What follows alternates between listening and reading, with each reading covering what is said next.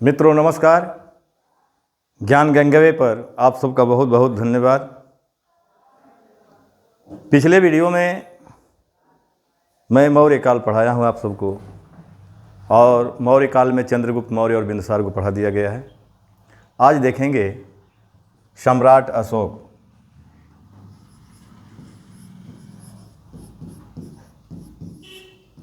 सम्राट अशोक, इसका समय है 273 ईसा पूर्व से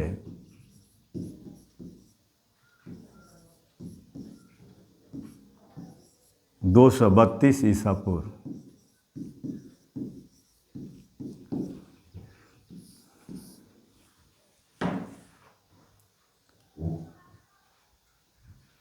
अशोक बिंदुसार के शासनकाल में, यानी अपने पिता के शासनकाल में, ये उज्जैनी का राज्यपाल था। जैन श्रुतियों के अनुसार अशोक अपने पिता बिंदुसार के इच्छा के विरुद्ध मगध की गद्दी पर बैठा, और सिंहली अनुश्रुतियों से ज्ञात होता है कि अशोक अपने 99 भाइयों की हत्या करके मगध की गद्दी पर बैठा था। अशोक का व्यक्तिगत नाम अशोक मास्की गुर्जरा ओलेम गोड़ेम नेतु, जो उसका अभिलेख है उसमें उसका व्यक्तिगत नाम अशोक मिलता है, और पुराणों में अशोक का नाम अशोक वर्धन मिलता है। कल्हड़ की रचना राजतरंगिणी से ज्ञात होता है कि अशोक भगवान शिव का उपासक था, और कश्मीर में उसने श्रीनगर शहर की स्थापना किया था।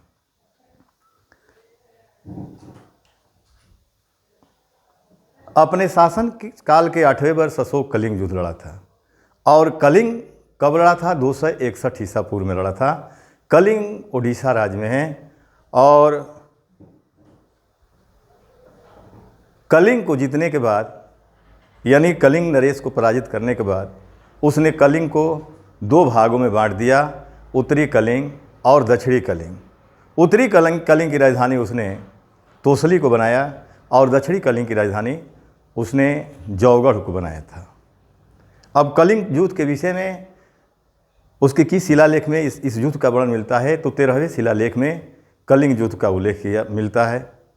और कलिंग पर आक्रमण क्यों किया, इसके विषय में 2 विद्वानों का मत मिलता है। प्लिनी के अनुसार कलिंग व्यापार और व्यवसाय के दृष्टि से महत्वपूर्ण था, और कौटिल्य के अनुसार कलिंग हाथियों के लिए प्रसिद्ध था, क्योंकि उसके पास हाथी सेना नहीं थी। वो हाथी सेना का निर्माण करना चाहता था, इसलिए उसने कलिंग पर आक्रमण किया था।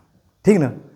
अब अशोक का जो धर्म है, यानी कलिंग युद्ध में उसका हृदय कांप गया था, क्योंकि उसमें 1 लाख लोग मारे गए थे और 1.5 लाख व्यक्ति बंदी बनाए गए थे।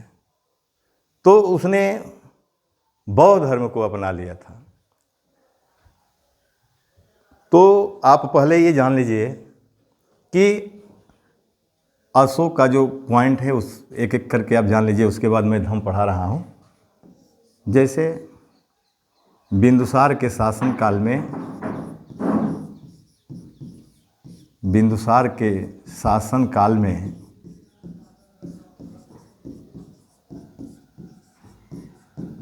वह उज्जैन का राज्यपाल था।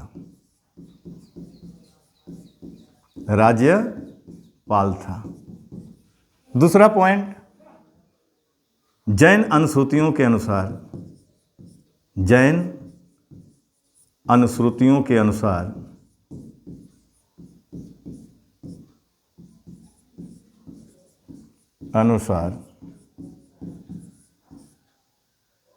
बिंदुसार के इच्छा के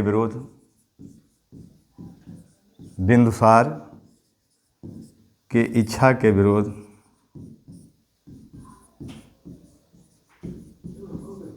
मगध की गद्दी पर बैठा था। मगध की गद्दी पर बैठा।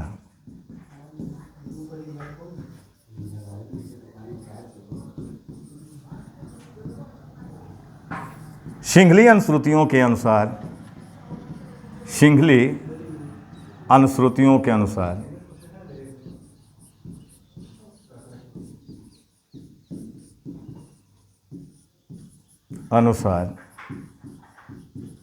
जैसे दीपवंश महावंश, सिंघली अनुश्रुतियों में दीपवंश महावंश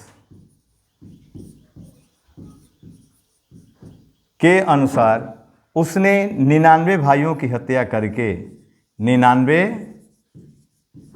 भाइयों की हत्या करके मगध की गद्दी पर बैठा, मगध की गद्दी पर बैठा।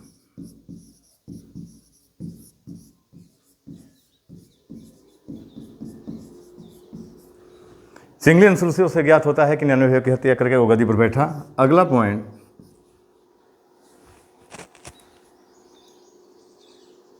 मास्की गुर्जरा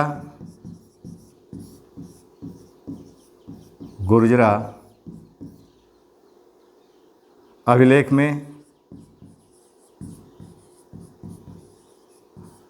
में उसका व्यक्तिगत नाम अशोक मिलता है, उसका व्यक्तिगत नाम अशोक मिलता है।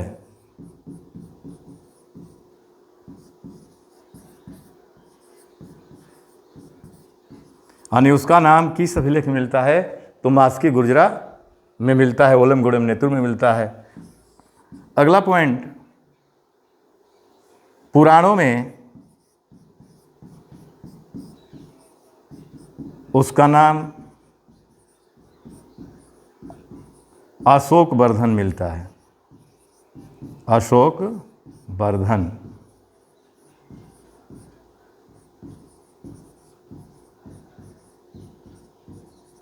यहां ध्यान दीजिएगा।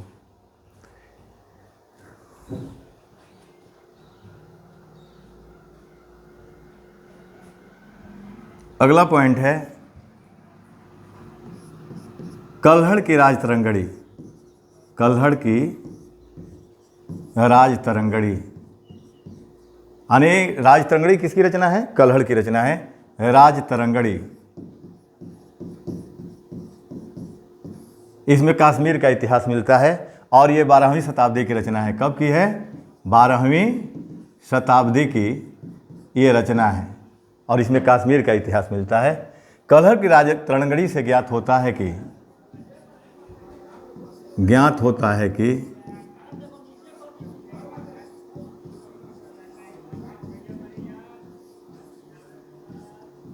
वह शिव का उपासक था, शिव का उपासक था।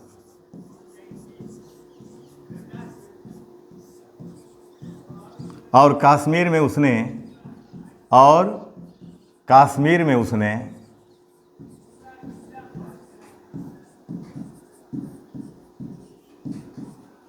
श्रीनगर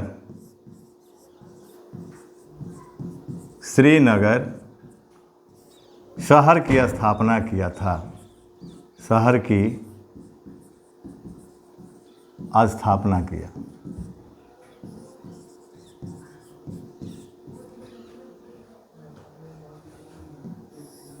अपने शासन के 8वें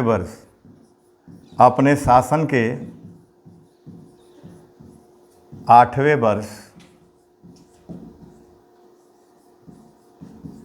उसने कलिंग युद्ध लड़ा, उसने कलिंग युद्ध।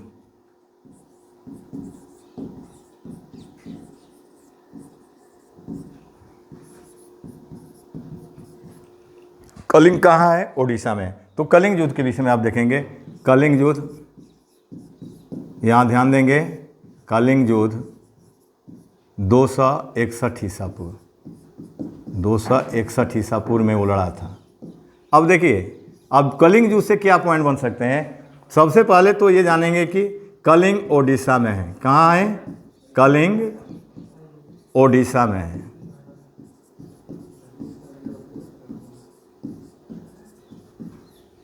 दूसरा पॉइंट, कलिंग नरेश को पराजित किया। यानी अशोक ने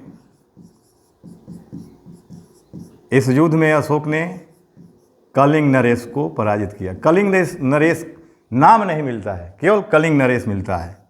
कलिंग नरेश को पराजित किया।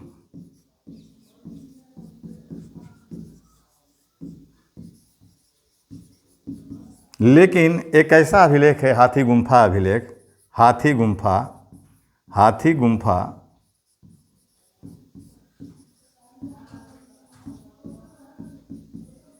यानी हाथी गुम्फा अभिलेख से ज्ञात होता है कि उस समय नंद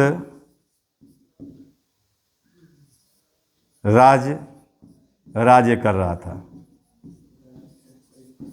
यानी कलिंग का, यानी किताबों में मिलता है कि कलिंग नरेश को पराजित किया, लेकिन हाथी गुम्फा अभिलेख से ज्ञात होता है कि वहाँ का शासक कौन था? नंदराज, उसने शासन वहाँ किया था, ऐसा मिलता है यहाँ। यानी नंदराज राज्य कर रहा था। अब इस युद्ध में कितने लोग मारे गए? तो 1 लाख लोग मारे गए। 1 लाख लोग मारे गए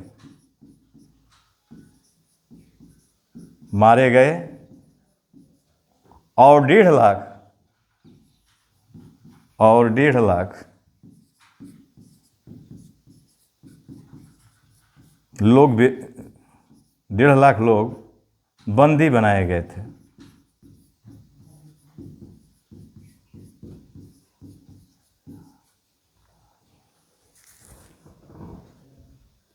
अगला पॉइंट कलिंग युद्ध से देख सकते हैं आप।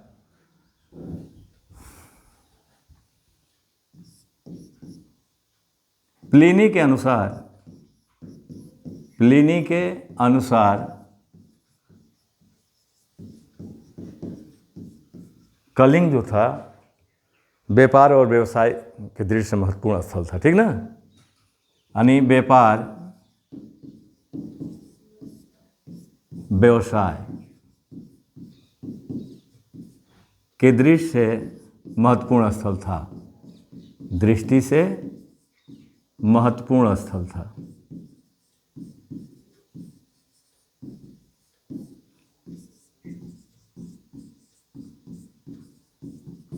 कौटिल्य के अनुसार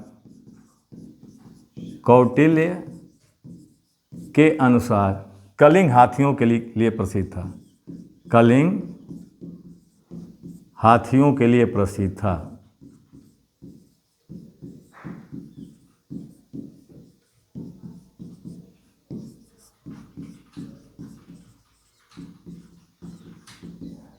यानी कौटिल्य क्या कहते हैं कि कलिंग हाथियों के लिए प्रसिद्ध था। अब कलिंग युद्ध का उल्लेख कहाँ मिलता है?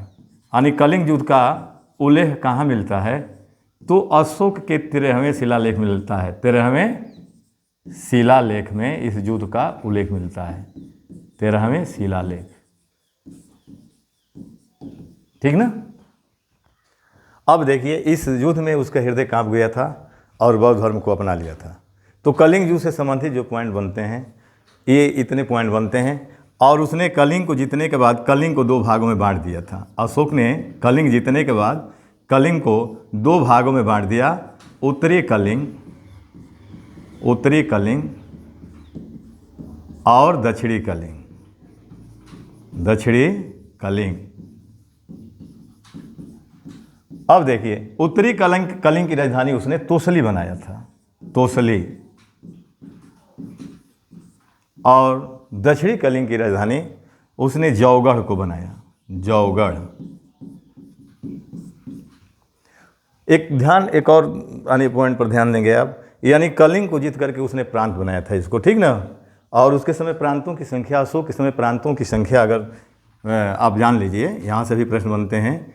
यानी अशोक के समय प्रांतों की जो संख्या थी, अशोक के समय प्रांतों की संख्या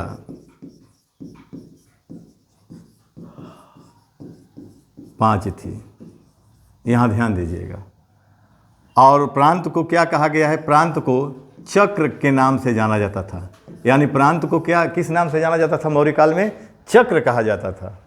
चक्र को ही आज हम प्रांत कहते हैं। तो अब प्रांतों की संख्या देख लीजिए, उसके समय के पांच प्रांत कौन थे और उसकी राजधानी कहाँ बनाया था वो राजधानी। देखिए ध्यान दीजिएगा। पहला प्रांत उत्तरापथ, उत्तरापथ, और उत्तरापथ की राजधानी उसने तक्षशिला को बनाया था। तक्षशिला, तक्षशिला पाकिस्तान में चला गया है। दूसरा दक्षिणापथ, दक्षिणापथ, और दक्षिणापथ की राजधानी उसने स्वर्णगिरी को बनाया, स्वर्णगिरी, ठीक ना। तीसरा प्रांत अवंती राष्ट्र था उसके समय का, अवंती राष्ट्र, और अवंती राष्ट्र का राजधानी उज्जैनी था, यानी उज्जैनी। चौथा प्रांत ये आपका कलिंग था, कलिंग, और कलिंग को दो भागों में बांट दिया, उत्तरी और दक्षिणी। उत्तरी कलिंग की राजधानी तोसली को बनाया, तोसली, और दक्षिणी कलिंग की राजधानी जौगढ़ को बनाया था, जौगढ़। आइए पांचवा उसका प्रांत था प्राच्य प्रदेश। प्राच्य माने पूर्वी प्रदेश होता है। प्राच्य प्रदेश का मतलब क्या होता है?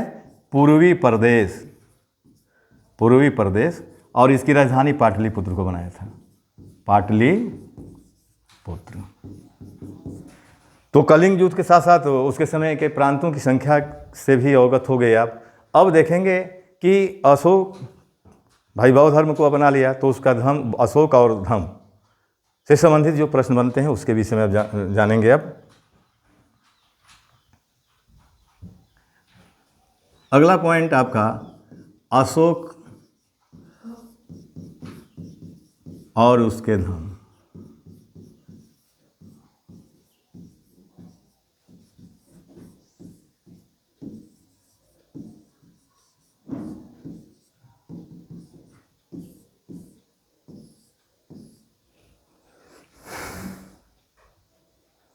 देखिए अशोक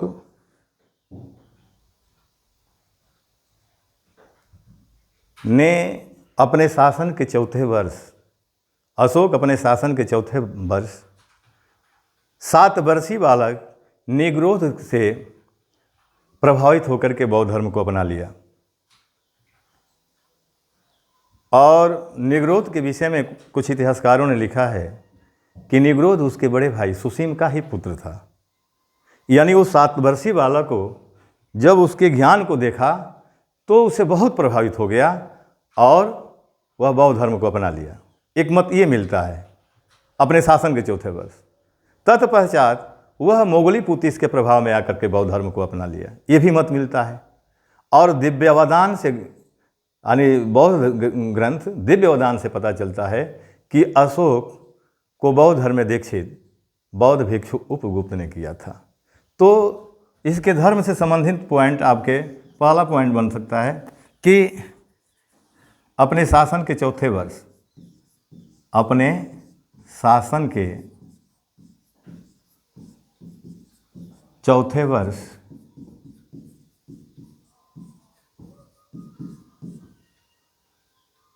अशोक 7 वर्षीय बालक, 7 वर्षीय बालक निग्रोध से प्रभावित होकर, निग्रोध से प्रभावित होकर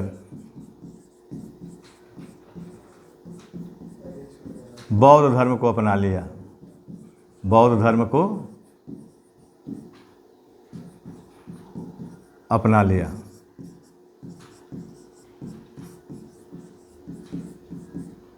तत्पश्चात मोगली पुतिस के प्रभाव में आकर, मोगली पुतिस के प्रभाव में आकर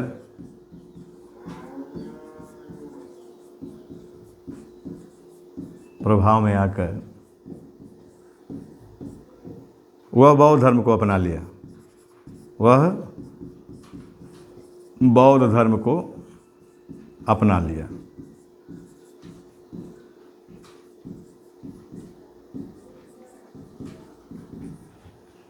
इतिहास में थोड़ा ज़्यादा लिखना पड़ता है, इसलिए आप हड़बड़ाइएगा मत।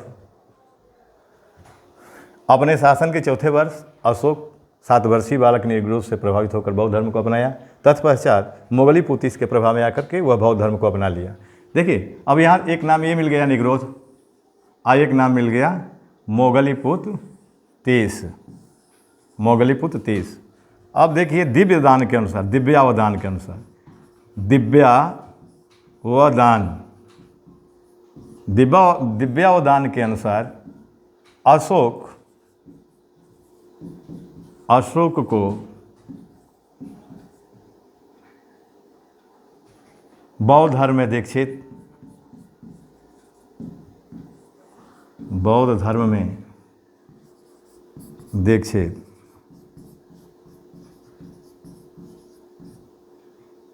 बौद्ध भिक्षु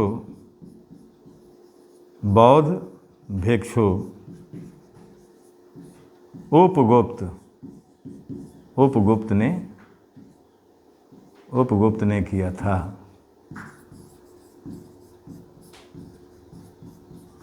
तो इसमें 3 व्यक्तियों का नाम मिलता है, निग्रोध, मोगलीपुत्र तीस और उपगुप्त।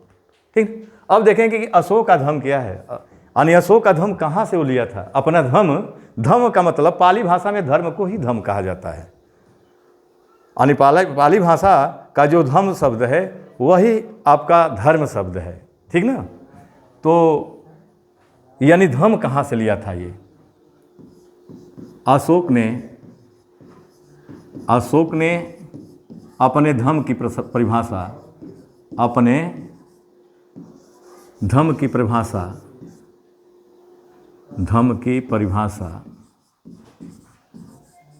ये बहुत महत्वपूर्ण पॉइंट है। परिभाषा राहुलो देव से सूत से लिया है, राहुलो देव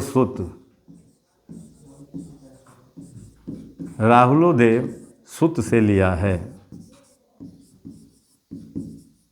और उसकी धम्म की परिभाषा क्या है, उसकी धम्म की परिभाषा है बहुकयाने बहुविकल्पे दया दाने सचे सोचवे माधवे साधवे च। यानी जो धम्म की परिभाषा दिया है बहुकयाने बहुविकल्पे दया दाने सचे सोचवे माधवे साधवे च, ये परिभाषा कहाँ से लिया है, राहुलो देव सूत से लिया है। यानी इस रचना से बौद्ध धर्म की धम्म की परिभाषा लिया है। ठीक ना, बहुकयाने का मतलब क्या होता है, कन्याओं का कल्याण, दान, दया, सोचवे, सचरित्रता, पवित्रता, ये सब जो है कि नहीं धम्म के अंतर्गत रखा है वो। ठीक ना, तो ये जानते रहेगा। अब ये आपका जो है कि नहीं धम्म से संबंधित पॉइंट बनते हैं। अब आइए भाभरू अभिलेख में अशोक, भाभरू जो अभिलेख है उसका, ये कहाँ है, ये विराट नामक स्थान पर है, विराट, और विराट नामक स्थान राजस्थान। ठीक ना, राजस्थान। अब इसमें वो बौद्ध धर्म का जो त्रिरत्न है, यानी त्रिरत्न, बौद्ध धर्म के त्रिरत्न, बौद्ध धर्म का त्रिरत्न का उल्लेख किया है। तो त्रिरत्न क्या है भाई, बौद्ध धर्म का त्रिरत्न क्या है, बोध, धम्म और संघ, यानी यही आपका बौद्ध धर्म का त्रिरत्न है। इसका उसने वर्णन किया है कहाँ, भाभरू अभिलेख में। ठीक ना, अब देखेंगे अशोक के अभिलेख, क्या देखेंगे, अशोक के अभिलेख। आपका कलिंग युद्ध हो गया, उसका धम्म हो गया, अगला पॉइंट अशोक के अभिलेख हैं।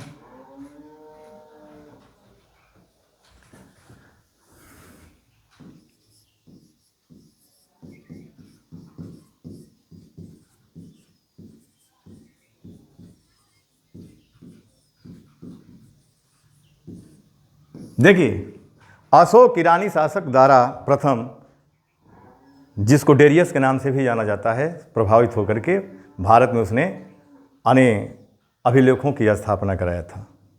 और अशोक के अभिलेखों को पढ़ने का सर्वप्रथम श्रेय जेम्स प्रिंसेप को दिया जाता है, जबकि उसके स्तंभों की खोज सर्वप्रथम आपका 1750 ईस्वी में टी फैंथलर ने किया था। अब उसके जो अभिलेख हैं आर्मेइक लिपि में मिलते हैं, खरोशी लिपि में मिलती हैं, ग्रीक भाषा में मिलते हैं और ब्राह्मी लिपि में मिलते हैं। तो आप देखेंगे कि कौन कौन आर्मेयिक है, खरोष्टी है, कुछ ऐसे उसके अभिलेख हैं जो द्विभाषिक भी हैं। तो उसके विषय में आपको आज जानकारी आप हासिल करेंगे। तो अशोक के अभिलेख या अशोक और उसके अभिलेख, तो यहाँ पहला पॉइंट देंगे कि अशोक के अभिलेख, अशोक के अभिलेख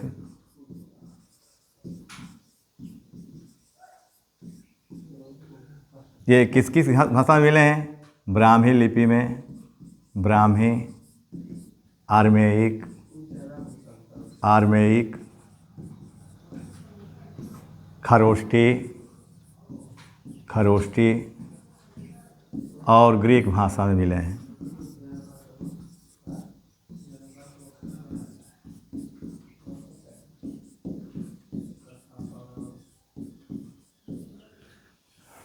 लेकिन उसके अधिक जो शिलालेख अभिलेख मिले हैं वो ब्राह्मी लिपि में मिले हैं, ठीक ना। अब देखेंगे कि आर्मेयिक वाला कौन है, खरोष्टी वाला कौन है, या द्विभाषिक कौन है। तो यहाँ देख लीजिए, पहले तो ये जान लीजिए कि अशोक के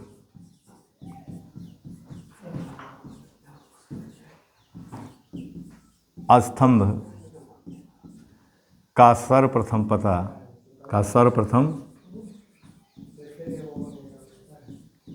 पता लगाया तो किसने लगाया था? टी फाइनथलर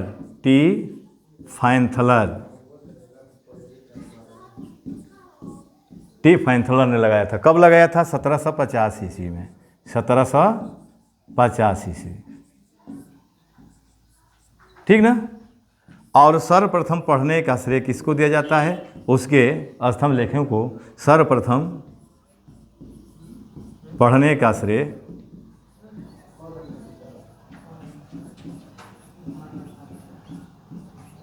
यानी जेम्स प्रिंसेप को दिया जाता है। जेम्स प्रिंसेप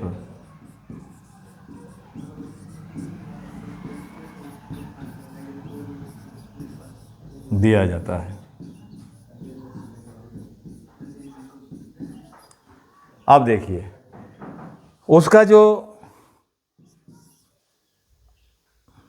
शाहबाज गढ़ी है, शाहबाज गढ़ी, ठीक ना, और मानसेहरा,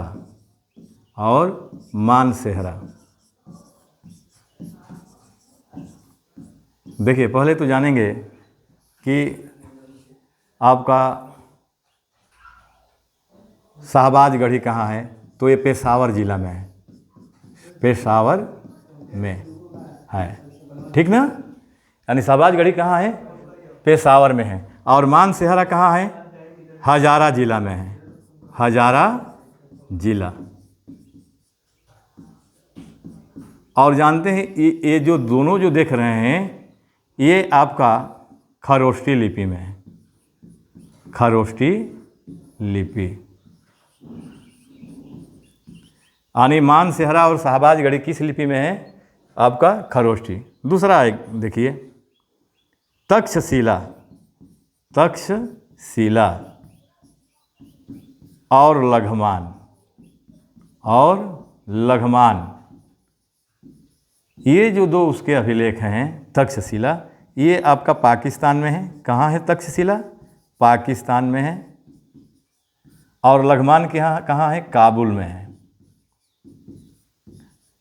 यानी आपका लघमान कहाँ है? काबुल में। अब ये जो दोनों देख रहे हैं ये आपका आर्मेयिक लिपि में है, आर्मेयिक लिपि। अब उसका जो द्विभाषिक अभिलेख है, द्विभाषिक, तो तीसरे नंबर पर लाइए, जैसे सार ए कूना,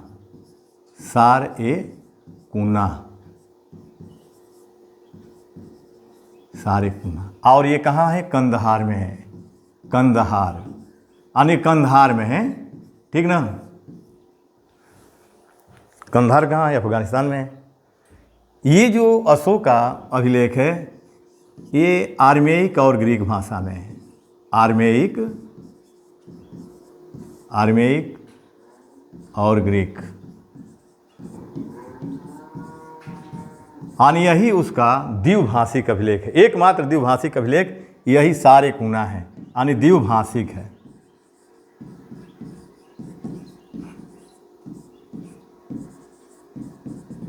शेष, इन तीनों के अतिरिक्त शेष जितने उसके स्तंभलेख अभिलेख हैं वो सब ब्राह्मी लिपि में उत्कीर्ण हैं।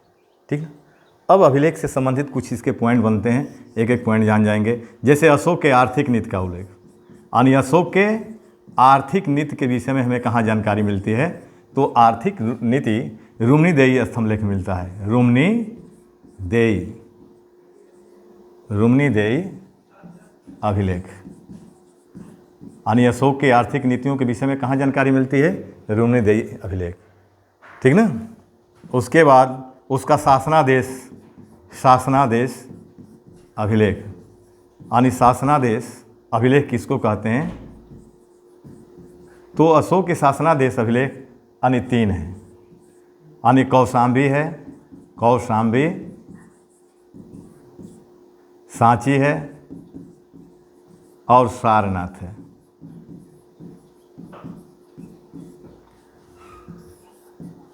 ठीक ना। कुछ उसके अभिलेखों पर जो शीर्ष पर कुछ चिन्ह भी, यानी चिन्हों में भी भिन्नता है, उसको भी जान लेंगे। जैसे प्रश्न बनता है कि अशोक के किस, यानी स्तंभलेख के शीर्ष पर मयूर है, किस स्तंभलेख के शीर्ष पर आपका बैल है, वृषभ है, हाथी है, ऐसे बनता है प्रश्न। तो यहाँ जान लीजिएगा, रुमनी यानी आपका लौरिया नंदगढ़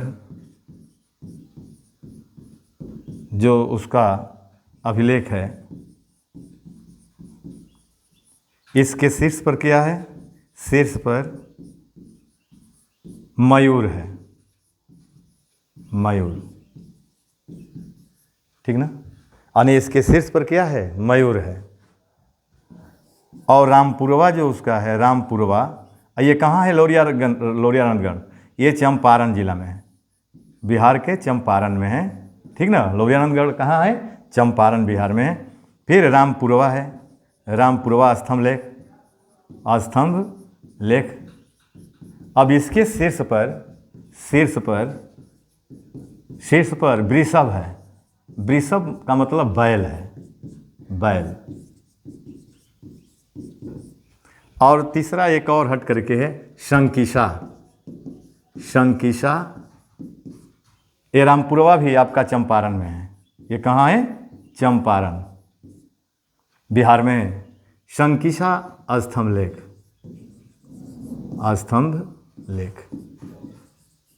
ये आपका फर्रुखाबाद में है। और इसके शीर्ष पर हाथी उत्कीर्ण है। क्या है, हाथी। इन तीनों के अतिरिक्त जितने उसके स्तंभशिला लेख है, अभिलेख हैं, सबके शीर्ष पर आपका सिंह है, जो चारों दिशाओं का प्रतिनिधित्व करते हैं। ठीक ना। तो ये आपके थोड़ा सा हट करके 3-4 है, तो इसको मैंने सोचा कि आपको बता दिया जाए, तो आप ये भी जान गए। अब देखेंगे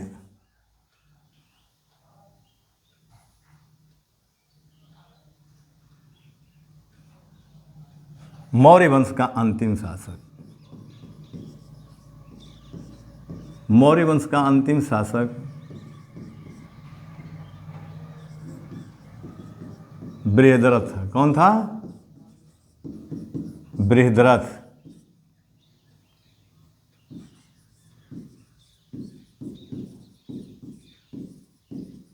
जिसकी हत्या इसी का अमात्य पुष्य, यानी पुष्यमित्र शुंग ने कर दिया और मगध में शुंग वंश की स्थापना किया। अब मौर्य प्रशासन के विषय में आप जानकारी हासिल करेंगे। मौर्य प्रशासन,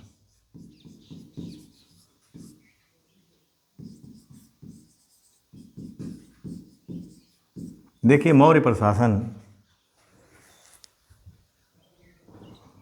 यानी मौर्य वंश में, मौर्य काल में उच्च पदाधिकारियों को तीर्थ कहा गया है, और जो द्वितीय श्रेणी के पदाधिकारी होते थे यानी उनको अध्यक्ष कहा गया है। तो यहाँ देख लीजिएगा, यानी उच्च पदाधिकारियों का कहा गया तीर्थ, उच्च पदाधिकारियों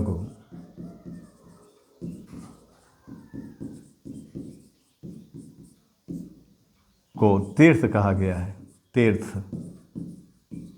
और तीर्थों की संख्या कितनी है? 18 मिलती है। कितने तीर्थों का उल्लेख है? 18। और द्वितीय श्रेणी का जो पदाधिकारी होता था, द्वितीय श्रेणी का पदाधिकारी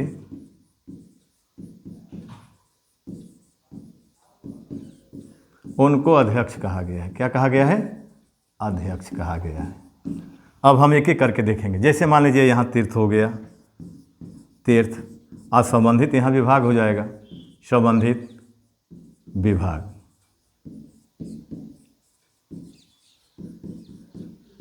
यहाँ ध्यान दीजिए। तो तीर्थों में जैसे मंत्री का पद है, प्रधानमंत्री का पद है, समहर्ता है, उसके बाद प्रदेष्टा है, सन्निधता है, कर्मांतिक है, व्यवहारिक है, नायक है, दंडपाल है, आटविक है, उसके बाद आपका नायक है, उसके बाद अंतपाल है, दुर्गपाल है, अंतर्वेशिक है, दौवारिक है, मंत्रिपरिषदाध्यक्ष हैं। ऐसे पदाधिकारियों का उल्लेख मिलता है। तो हम एक एक करके देख लेंगे। जैसे मान लीजिए मंत्री, मंत्री पहला पद मान ले रहे हैं। ये जानते हैं प्रधानमंत्री होता था, जो मंत्री पद था वो प्रधानमंत्री का था। दूसरा पद पुरोहित, पुरोहित, और पुरोहित भी प्रधानमंत्री का, दो प्रधानमंत्री हुए हैं इसमें। और जो प्रधानमंत्री का पद है, जो पुरोहित नियुक्त किया जाता था मौर्य काल में, उसकी उपधा परीक्षण की जाती थी। उपधा परीक्षण, यानी उपधा परीक्षण क्या है? उपधा परीक्षण। उपधा परीक्षण में क्या होता है भाई? उपधा परीक्षण यानी चरित्र की भली भांत जांच, यानी जांच करने के बाद जो है उसको प्रधानमंत्री या पुरोहित बनाया जाता था। यानी इसमें क्या किया जाता था? उपधा परीक्षण का मतलब होता है चरित्र की भली भांत जांच करना। उसके बाद ये पुरोहित का जो पद दिया जाता था, देख रहे हैं ना, पुरोहित। अब आइए, ये प्रधानमंत्री भी होता था। तीसरा समहर्ता, समहर्ता ये बार बार बन गया है प्रश्न। समहर्ता जो पद था ये वित्त मंत्री होता था, राजस्व विभाग का प्रमुख होता था, राजस्व विभाग का प्रमुख। कब? मौर्य काल में, विभाग का प्रमुख।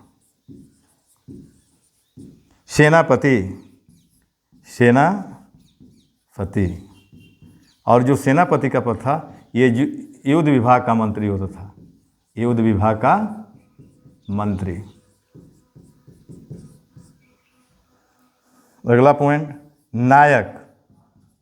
नायक जो होता था सेना का संचालन करने वाला होता था, सेना का संचालन, संचालन। नायक हो गया ना। अब आइए प्रदेष्टा, प्रदेष्टा। प्रदेष्टा जो होता था ये फौजदारी न्यायालय का न्यायाधीश होता था, फौजदारी न्यायालय का न्यायाधीश, न्यायालय का न्यायाधीश।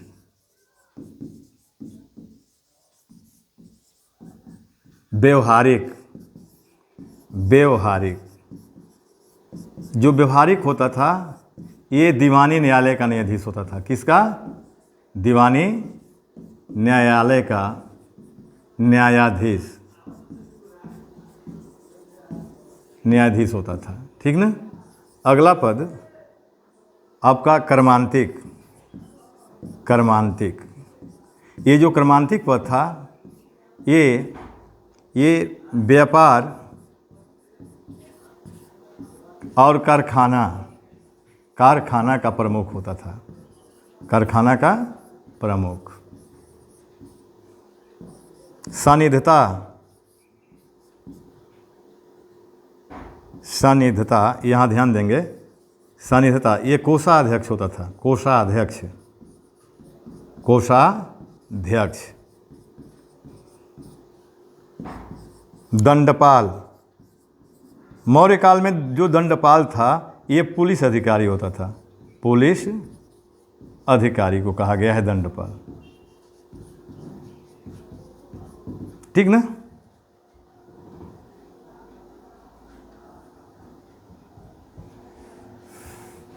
द्वारिक,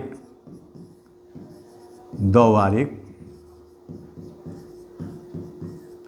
ये राजमहलों की देखभाल करने वाला अधिकारी, राजमहलों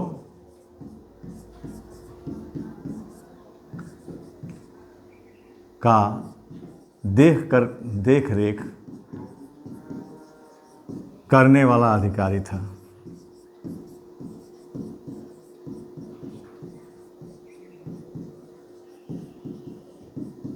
एक अंतर्वेशिक होता था, अंतर्वेशिक, अंतर्वेशिक। ये जो अंतर्वेशिक होता था यह अंतःपुर का रक्षक होता था। अंतःपुर का मतलब जानते हैं क्या होता है? अंतःपुर का रक्षक यानी आंतरिक, राजमहल के जो आंतरिक भाग होता था उसका रक्षक, जहाँ राजा सोता था उसको अंतःपुर कहा गया है। और अंतःपुर का रक्षक कौन होता था? अंतर्वेशिक होता था। अगला पद देख लीजिए, आटविक। आटविक जो होता था वन विभाग का प्रमुख होता था, वन विभाग का प्रमुख।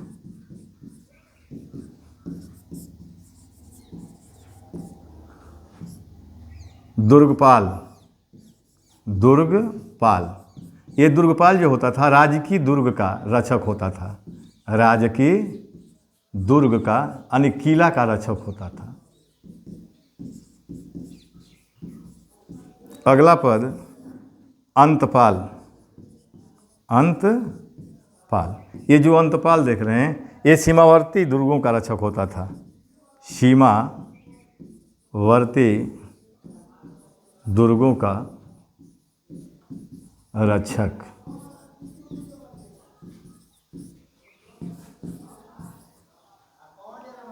मंत्री परिषदाध्यक्ष, मंत्री परिषदाध्यक्ष,